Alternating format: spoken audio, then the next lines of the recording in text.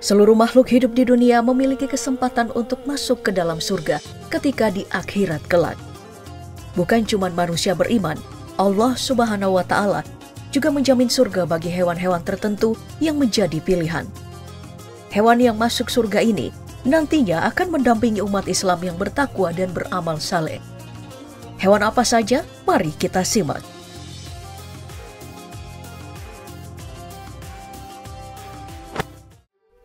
Kisah ini tercantum dalam surah As-Saffat ayat 102-107. Mungkin adalah yang paling sering kita dengarkan. Dikisahkan, Allah Subhanahu wa Ta'ala menguji kesabaran Nabi Ibrahim alaihi salam dengan memerintahkannya untuk menyembelih anaknya, Nabi Ismail alaihi salam. Keputusan yang begitu berat bagi Nabi Ibrahim alaihi salam, mengingat ia berhasil mendapatkan buah hati dalam waktu yang cukup lama. Namun karena keikhlasan dan kepatuhannya kepada Allah Subhanahu wa Ta'ala, ia pun menuruti perintahnya. Nabi Ismail alaihi salam juga menunjukkan keikhlasan dan kepatuhannya kepada Allah Subhanahu wa Ta'ala. Maka ketika Nabi Ismail alaihi salam hendak disembelih oleh ayahnya, Nabi Ismail alaihi salam berubah menjadi seekor kambing yang gemuk dan sehat. Namun di balik itu semua, kambing yang disembelih oleh Nabi Ibrahim ini lalu diberikan jaminan surga oleh Allah Subhanahu wa Ta'ala.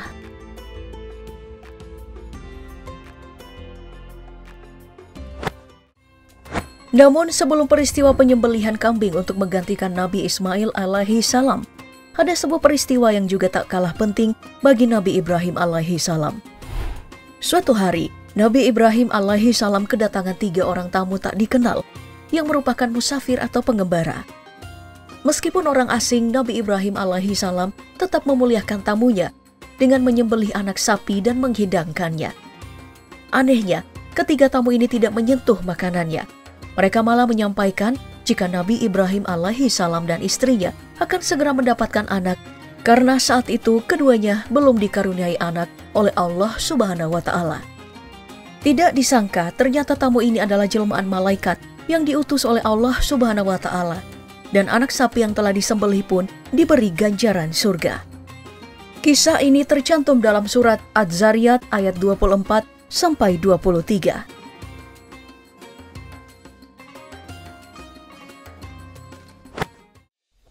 Selain sapi yang disembelih Nabi Ibrahim alaihi salam, dalam surah Al-Baqarah ayat 68-37 juga dicantumkan tentang peristiwa penyembelihan seekor sapi betina yang diganjar masuk surga karena berhasil menunjukkan mujizat dari Allah Subhanahu wa Ta'ala kepada kaum Bani Israel. Dikisahkan pada zaman Bani Israel, ditemukannya seorang laki-laki yang kaya raya sudah tidak bernyawa oleh masyarakat setempat.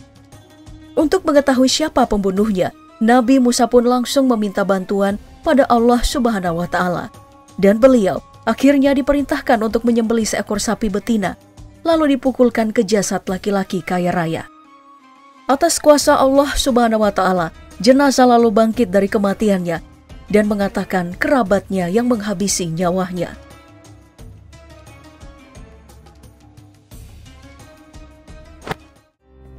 Ada sebuah kisah Nabi Muhammad SAW bersama unta kesayangannya, Kaswa, saat hijrah dari Mekah ke Madinah yang membuat unta kesayangannya diganjar masuk surga.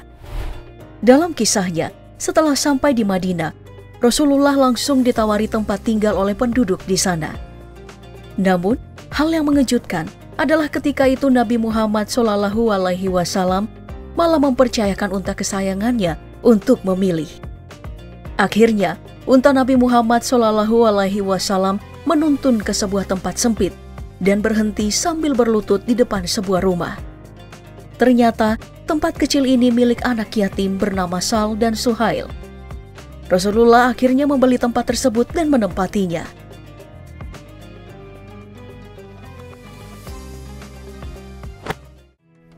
Unta yang diganjar masuk surga adalah seekor unta dari kisah Nabi Saleh.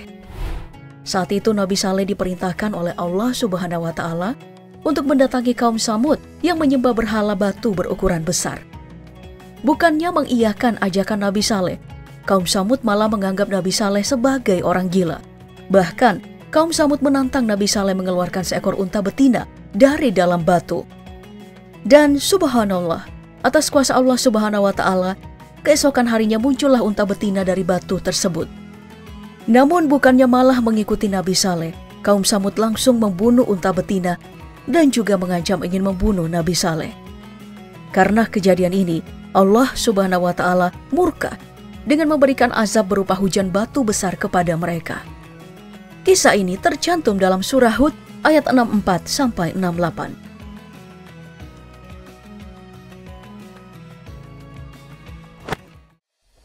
Tapi pernahkah kalian mendengar kisah sekelompok pemuda yang tertidur di dalam goa dan bangun setelah berabad-abad kemudian?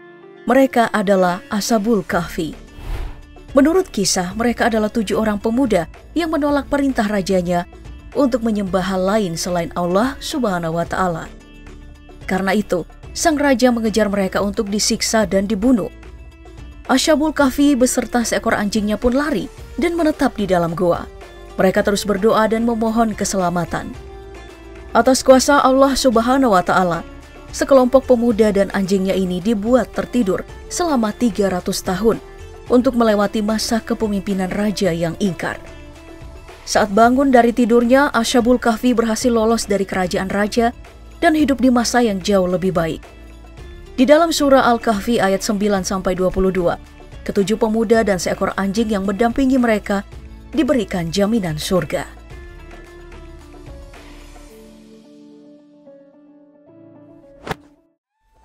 Nama Nabi Uzair mungkin tidak sering didengar, namun ia adalah utusan Allah Subhanahu wa Ta'ala yang diceritakan dalam surat Al-Baqarah ayat 259. Dikisahkan saat sedang bepergian dengan keledainya, sang Nabi berhenti di sebuah daerah yang hancur karena perang.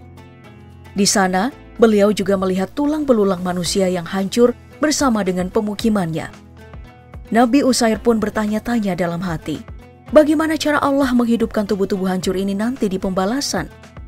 Seketika, Allah Subhanahu wa Ta'ala menjawab pertanyaannya dengan menidurkannya selama 100 tahun bersama keledainya, hingga tubuhnya hancur dengan tanah. Saat terbangun dengan tubuh yang kembali utuh, Nabi Uzair langsung menyaksikan tulang belulang keledainya hidup kembali atas kuasa Allah Subhanahu wa Ta'ala.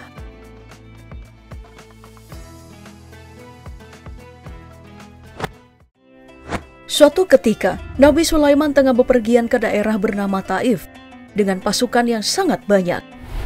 Nabi Sulaiman sendiri merupakan nabi yang diberikan mujizat oleh Allah Subhanahu wa Ta'ala dengan kemampuan untuk bisa berkomunikasi dengan hewan dan binatang. Saat melihat rombongan Nabi Sulaiman berdatangan, semut-semut pun ketakutan dan bergegas masuk ke dalam sarang agar tidak terinjak. Karena mujizatnya, Nabi Sulaiman alaihi salam mengerti apa yang dikatakan oleh semut-semut. Beliau pun menghentikan seluruh pasukannya dan membiarkan seluruh semut lewat terlebih dahulu.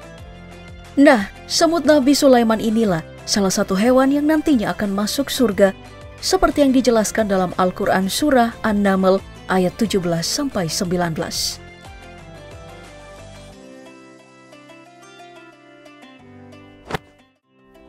Masih tentang surah An-Naml di ayat 20-31, dijelaskan tentang burung hudhud yang merupakan hewan yang menjadi perantara Nabi Sulaiman dalam mengirimkan pesan.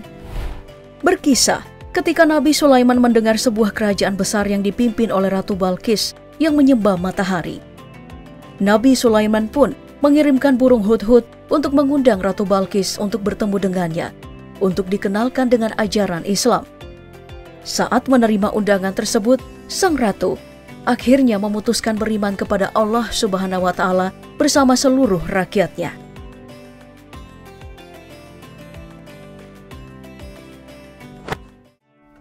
Tentu kisah ini juga sangat familiar, yakni kisah Nabi Yunus yang ditelan oleh ikan paus. Awal kisahnya, Nabi diperintahkan untuk menyebarkan agama Islam ke kaum Ninawa oleh Allah Subhanahu wa Ta'ala. Sayangnya, upaya Nabi Yunus tidak membuahkan hasil. Dengan perasaan bersalah, beliau menaiki kapal untuk menyeberangi laut. Di tengah perjalanan, kapal yang dinaiki oleh Nabi Yunus dihantam badai, sehingga Nabi Yunus mendapat giliran dibuang ke laut untuk mengurangi beban muatan. Allah Subhanahu wa Ta'ala kemudian memerintahkan ikan paus untuk menelan Nabi Yunus selama 40 hari, kemudian mendamparkan beliau ke tepi pantai. Peristiwa ini tercantum dalam surat As-Saffat ayat 139 sampai 148.